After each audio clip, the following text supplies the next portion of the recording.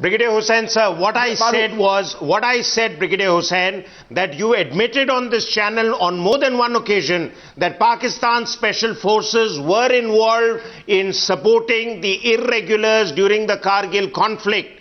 And by that yardstick and by that example, we can infer that there is a link between the special forces and what General Kayani has called strategic assets for Pakistan, these militants and irregulars, and that link can only have been strengthened over the years because they are the proxy. You're saying he said it. Yes, I'm saying, and you admitted that you were involved with them in Kargil up to some extent. Okay, fine. And that's the point.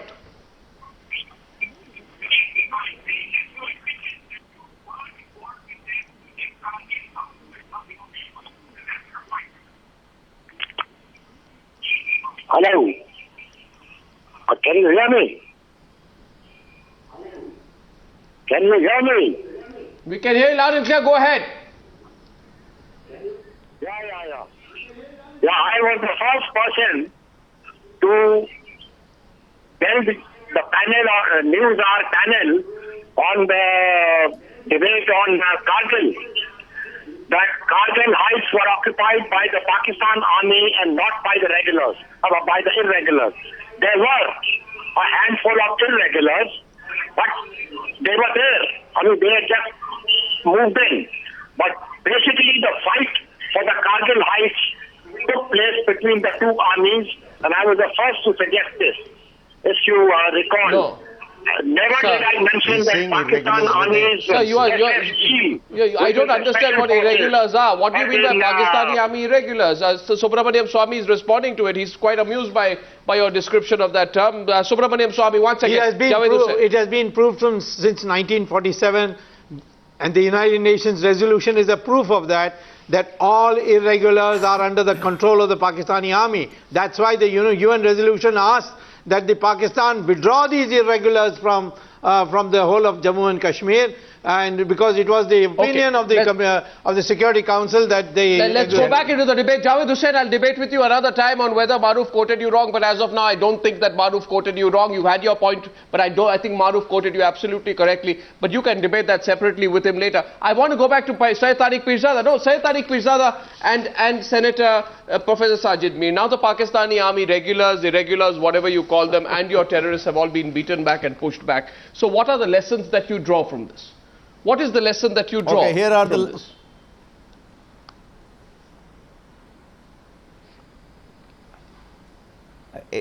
Can I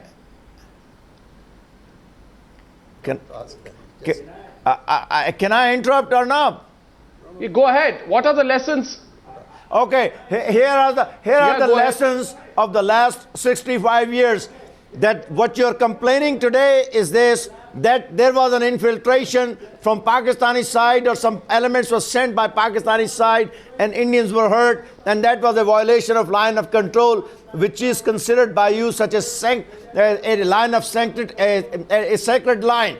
Let me tell you, line of control is a line of conflict, and if you don't resolve the issue of Kashmir under Simla agreement, and I quoted you the last paragraph of Simla agreement, this line of control will be dismantled sooner or later, how do you respond to this kind of a minor infiltration will not be needed. It will drive the situation to an all-out conflict. Tonight? Now let me get I have learned out of the history of 65 years. I agree with you, Mr. Pirzada. What I have learned out of the history of the world, that war is not a solution. What we have and learned media is not the place where we need to discuss all the issues among the two very high-profile nuclear countries. My Honorable Prime Minister have given you a deal to that we can have a talk among the DGMOs. We are having complaints from India, and India is having complaints from our side. There is a mechanism that we can deal with the DGMOs, and DGMOs can sit and always talk about the issues. We are always having issues, but the issue is that we need to deal with it with respect to peace. we have to keep in our mind that we need peace on the both sides of LOC. And then there are these the forums where we need to go. Stop these incursions. Then you stop the incursions and let the DGMOs talk. I'm sure you've not made the DGMOs talk. That's what I'm saying. That's exactly what I'm saying. That, I got a point. From my side, we are having complaints too, but we need an appropriate forum to discuss that. Neither media nor the half-cooked intellectuals who can do that. I think DGMO is the appropriate forum. My Prime Minister have already asked you that send your DGMO and we can sit and talk about it. Mr. Rizvi, Mr. Rizvi, this is, I'm afraid to say, if Pakistan continues these incursions or Kiani, this is brinkmanship. You never know when the situation goes out of hand. Kamal Sibal wants to make a point that I'm closing with the panel. Don't say it is Pakistan or India. This is brinkmanship at the extreme. Arnav, one very brief point. Now, the Pakistani side is saying that they have complaints. Now, I want to be clear. Are they saying that we are sending so-called irregulars from our side to Pakistani-held occupied Kashmir? Is it their charge that we are sending terrorists and militants from our side onto the other side to kill their Pakistani army personnel? Is it that what they are saying? What do they mean by they having complaints against us? What is the nature of these complaints? The nature of complaints are in Balochistan. India is supporting the terrorists within Balochistan. Are we talking about the LOC? India is supporting Taliban in the northwest of Pakistan. These are the complaints, no, but I never wanted to come up with them because I know what the appropriate forum is. No. You can't be more absurd than this to say that we are supporting the Taliban. For heaven's sake, look at the statements we are making. Look at the kind of positions we have taken on the Taliban, and now for you to launch this highly imaginary accusations against India that we are supporting the most retrograde That's exactly what I'm saying. The media is not the absolutely forum to launch a complaint. That's exactly what I'm saying. The media is not the forum to launch the complaint. Number two, I want to clarify. Hold on. Number two, I want to clarify. Arnav, I want to clarify another important point. It was said just now that Nawaz Sharif gave proof to our Prime Minister about our interference in Jammu and in Balochistan. What does our NSA say? He says Nawaz Sharif raised the Balochistan issue. Prime Minister said we are not interfering in the internal affairs of Pakistan, and then he went on to say that we welcome any proof that Pakistan has of our interference, and we will review that. Now, if our NSA did not portray the correct picture, then their spokesman could have said, no, our NSA is wrong. Actually, the Pakistani Prime Minister gave proof to the Indian Prime Minister, but this was never said. That's a solid point. That's a very strong point. One second, gentlemen. You know, so we are in this situation where we therefore run the risk every day of this kind of adventurism. What would we be prepared for now? Subramaniam Swamy, politically. Well, I think the main problem is not Pakistan. It's really our weak response to their arrogant and their attacks on Indian across the border.